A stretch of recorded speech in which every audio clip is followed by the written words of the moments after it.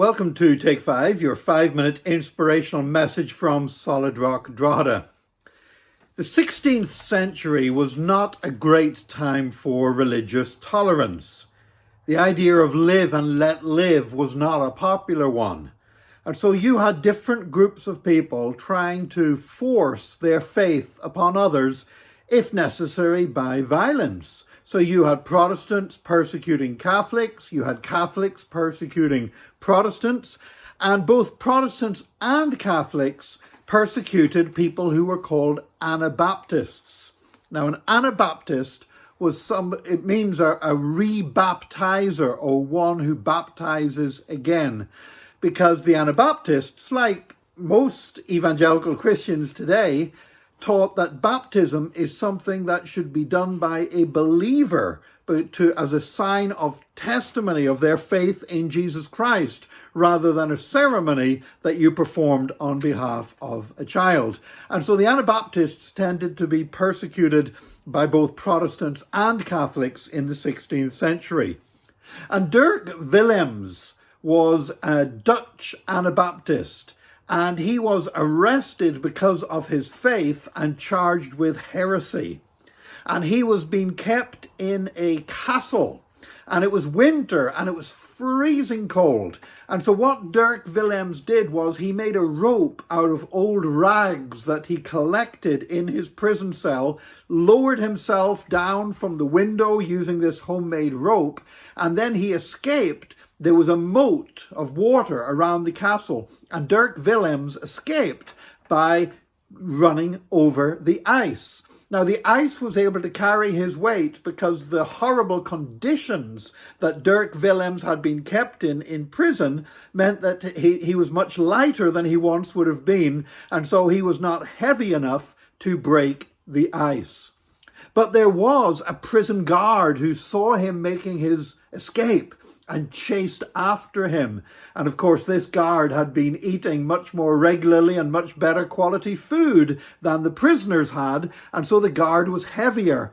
And as the guard pursued Dirk Willems, the guard fell through the ice into the water and began to drown.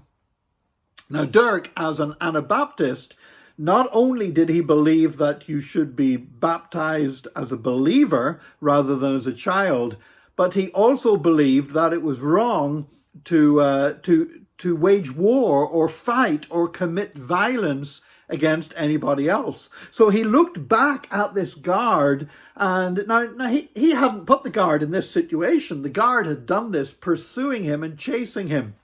But Dirk Willems came to a decision. He came to a decision that as a Christian, if he had the power to save this man from death, then he would be committing a sin by simply ignoring his predicament and allowing him to drown.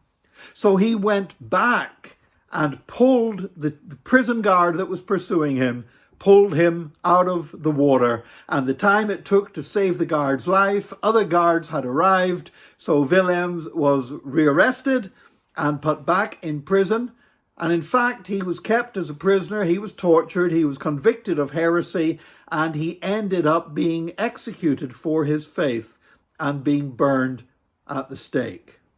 Dirk Willems died not just because of what he believed, but because of how he lived, because he practiced his faith and his unwillingness to allow somebody else, another human being, to die, even if it was their own stupid fault, when he had the power to save their life, ended up costing his own life. You know, it is no accident that men like Dirk Willems, that their faith, which contrasted so strongly with the violent forms of religion that would try to persecute other people, touched so many lives across Europe and won so many people to Christ. And yes, his life would have been longer if he had ignored that guard that was pursuing him and allowed him to drown. But I do believe this, that his lasting testimony was so much more effective for Jesus because of the man who believed something and lived out his beliefs. My prayer is that today, you and me, as we live out our faith, It's not only about what we believe, but we will live out what we believe and demonstrate ourselves to be true followers of Jesus Christ. May God bless us today as we live for him, and join us again next time for another Take 5, your 5-minute inspirational message from Solid Rock Drogheda.